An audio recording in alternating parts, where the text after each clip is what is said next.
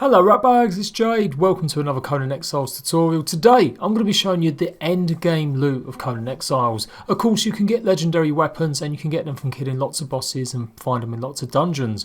But the real cycle of Conan Exiles is now go into the Library of Historics or the Dark Library in the archives in the unnamed city.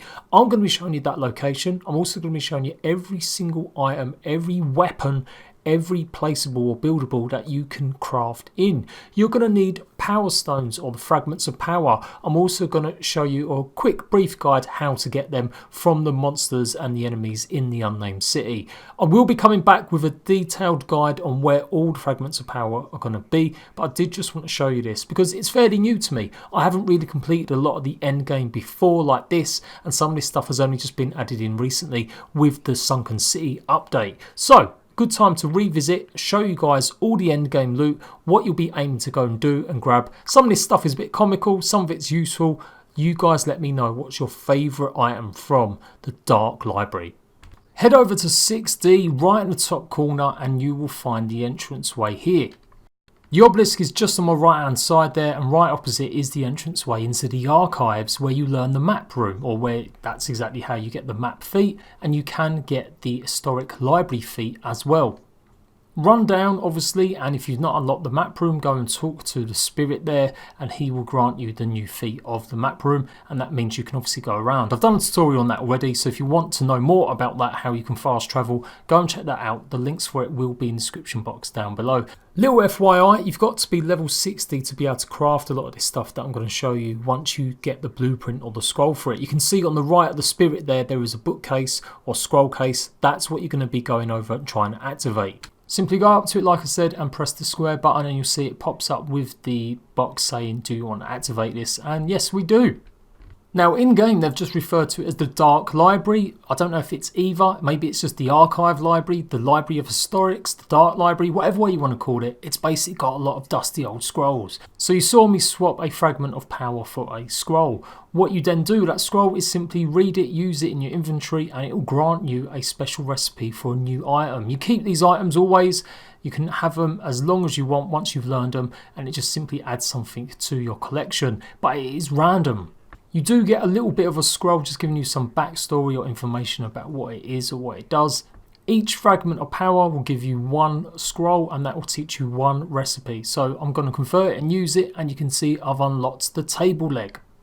After that you normally just go back to the artisan table and you'll be able to craft and make whatever it is you want to make. Depending on what it is, it's going to be either expensive or it may require certain resources. It just all depends on what you get. You can stock up on fragments of power and come here repeatedly to try and unlock stuff, but be warned, you do get duplicates of the same item. You get fragments of power by defeating the bosses in the unnamed city. There are a couple other occasions where you sometimes may get a fragment of power, but this is generally how you get them. So you're going to be farming a lot of these bosses. Obviously it's going to be difficult depending which ones you go for. The bat boss seems to be one of the easiest ones to take on, and I will definitely avoid the dragons as this bad boy is probably one of the hardest. I got caught in a sandstorm, but as you can see I killed this one, and inside his inventory was a fragment of power. So you can get fragments of power by defeating the bosses and looking in the inventory, and you can also find relic fragments to make things even more confusing in smaller chests dotted all around the unnamed city. These have around 50% ratio of appearing, and there's lots of locations for them. I'm going to show you the locations for these in a separate video just to keep things nice and short and sweet, so make sure you watch that. It'll probably come out the day after this one. There are some really rare occurrences where you may actually get 2 fragments of power. It's got supposedly 1% chance of happening according to the wiki. But you get the idea. Go and farm the bosses in the unnamed city, get lots of fragments of power, and then you can use them to either unlock new recipes for weapons, armors and placeables, or you can use them to increase your feats. I've spawned in 130 different fragment power stones, and I've basically turned them in for 130 different scrolls, and we're going to see how much percentage of these weapons and items that we can get. This is the end game loot, alongside legendary weapons, etc.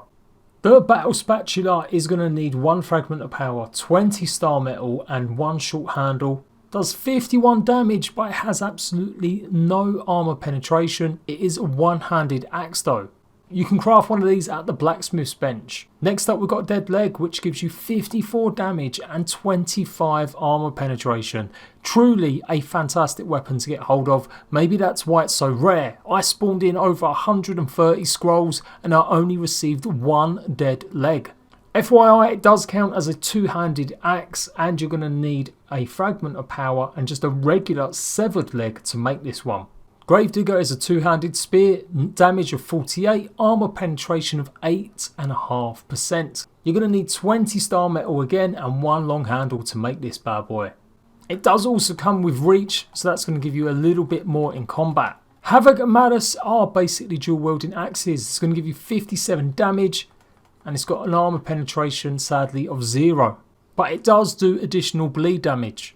You're going to need 40 star metal bars for this one, as well as a short handle and of course the Fragment of Power to make it. After that we've got the Practice Sword and the Greater Practice Sword. The Practice Sword only gives health damage of 12 and an arm penetration of 8%, with its two-handed version giving health damage of 15 and arm penetration of 12. The Practice Sword does cripple damage and the Great Practice Sword does sunder. You'll unlock both versions of the Practice Sword in one scroll. Now some of the more novelty style weapons, but these do actually do a fair amount of damage. The Glasser does 39 damage, but it's got arm penetration of 17.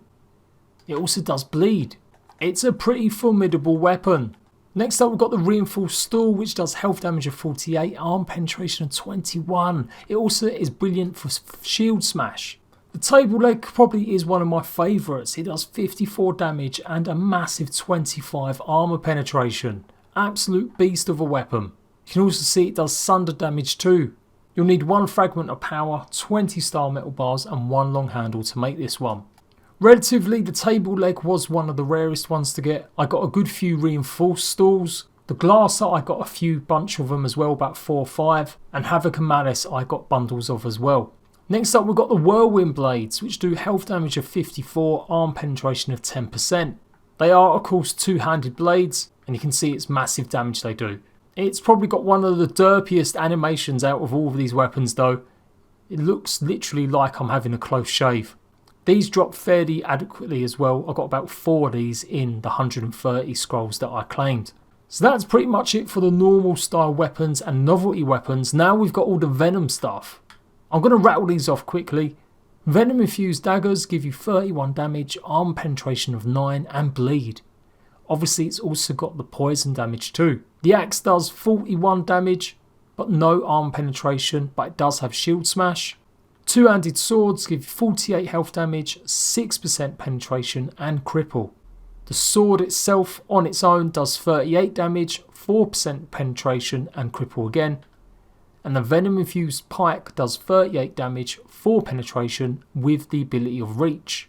One thing I will say is they are absolutely cool looking. I love the look of these. And with the poison damage they do, it's a really good one for PvP. Even if they do less damage to begin with. Now for pretty much every single one of the poison weapons you're going to need Sand Beast Bile Glands, 20 star metal at least, Fragment of Power and whatever handle it is associated with. So I'm using the daggers, obviously I'm going to need a dagger handle. Now lots of you guys have been after this mask since I've used it in quite a few thumbnails and in gameplay footage before. It is the Yogg-Ite Mask Chosen One. It doesn't give much armor, only 16, and it is light as well. It does exactly the same as the set mask and protects you from sandstorms. You'll need insulated wood and perfected light helmet padding for this one. The robes you see I'm wearing are cultist robes from Skelos. There's 2 different versions, the basic ones and then the reinforced. The reinforced offer bonuses in survival, and just to show you the difference, you can see the hood only offers armor value of 6 for the normal, but offers 77 if you're lucky enough to get the reinforced Skelos Cultist hood. Gives you extra protection against the heat. The regular standard Skelos armor though doesn't have any other benefits in terms of abilities. Some weird stuff is the Essence of Rot, which basically turns any meat into putrid meat. I think you can pretty much leave this in a chest or leave it in your inventory with a bunch of meat or fire cauldron, and it will just convert a bunch of it to putrid. Why you need this, I'm not too sure. Maybe there's going to be something coming into the game where you're going to need lots of putrid meat. It is extremely expensive to make though. Not only does it need the Fragment of Power, you're going to need 10 Demon Blood, 5 Bone Meal and 10 Alchemical Base just to make one single piece. And pretty much lastly is the Bindings of the Dead. Just a really good one for thralls. It's going to give you extended carry time when you're taking thralls away back to your base. It does need 3 Fragments of Power though, 10 Layered Silk, 40 Alchemical Base and the Heart of a Hero. Now you get Heart of Hero by defeating the bosses in the Unnamed City. You can either eat them to get rid of any corruption you've gained, or use them to craft obviously what I just told you, or use them to craft the Ghostly Bindings. They look pretty cool. I don't necessarily think it's probably worth it using all 3 Fragments of Power unless you've literally got loads and loads just hanging around. So that is it for all the weapons and all the armour pieces. And to finish off our look at everything to do with the Library of Asterix, or Dark's Library, you can actually get these cool signs. Now, I really wonder why these are part of the Library of Asterix. I think these are pretty interesting, they're cool, and I just feel like they should be something you should just be able to craft. They do absolutely nothing other than what you'd expect. They make lovely little signs. You can get these versions that stand up on their own, or you can get ones that just go on a wall. We've got more decorative pieces in terms of the Serpent Men statues. Again, these are pretty cool, but no uses other than just more decorative stuff. A decorative grindstone, it does absolutely nothing. It's just literally there for decorations. The petrified eggs, again, are just literally decoration. They're supposedly meant to be like dragon eggs. And for more signage, you can also get these way signs. Again, they've got versions that can just go on the wall. All this stuff can be made at the artisan table. And you have got the Throne of Skelos as well. One of the more harder pieces to get, this is going to require 20 Corrupted Stone and a Fragment of Power. Likewise, all the Serpent Men statues, I did forget to say, they all require Corrupted Stone to make as well. Do have the lovely Kingscourge statue, which doesn't do anything, there's no buffs associated with it. It just looks pretty cool. That's another one that needs Corrupted Stone. And don't you all want to have your own taxidermy creatures? That's what false taxidermy does. Once you've learned it, you basically only need the bodies or the bear pelts, claws and fangs from a creature, and you can make it into whatever creature it is. And if you were thinking it was a little bit harsh that you have to sacrifice all of these Fragments of Power to get all of this stuff rather than use it on unlocking more feats, well, there is the Tablet of Power. You can combine 5 Fragments of Power and it actually unlocks 60 feat points. So that's 10 more than you normally would have.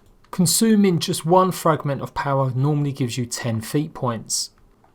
So definitely worth doing if you're playing single player, maybe you don't really want to cheat and you've been playing a long time, you've got all these Fragments of Power just kicking around, then instead of them singly for your feats, make sure you save them up and combine them, hopefully if you've got the recipe for the Tablet of Power. You can see why I've decided to put the Power Fragment location video as a separate video. There's just way too many to cover in this one single video as well. You can see I've got an artisan table here, and basically once you start unlocking it you should have access to the decorative metal skull, and you can see all the other items that you can craft. There's the petrified egg, there's all the statues, all the signs, and of course all the taxidermy creatures. Lots of stuff to make a roleplay server, or if you just got some really good builds going on, it can be really good for that. You can place the skulls as well, the metal skulls, anywhere more or less. They look pretty cool too. As I said though, if you do just want to eat these basically and get more feats, you can do. And it is just going to give you a lot more feat points. You can see I've got 160. And if I just go ahead and eat a bunch of these, you'll now see I've got 300. So more than enough. This is the end game of Conan Exiles. This is what you're going to be farming, and this is the whole point of playing the game further. Getting the legendary weapons, getting these items, and just building or doing stuff or trying out new things. You can of course complete the game, but there isn't much of an ending. I am Jade. I hope this guide's been helpful. If it has, please make sure you like it. Go and check out all my other guides tutorials, and I'll be back for more Conan Exiles very soon. Until then, laters!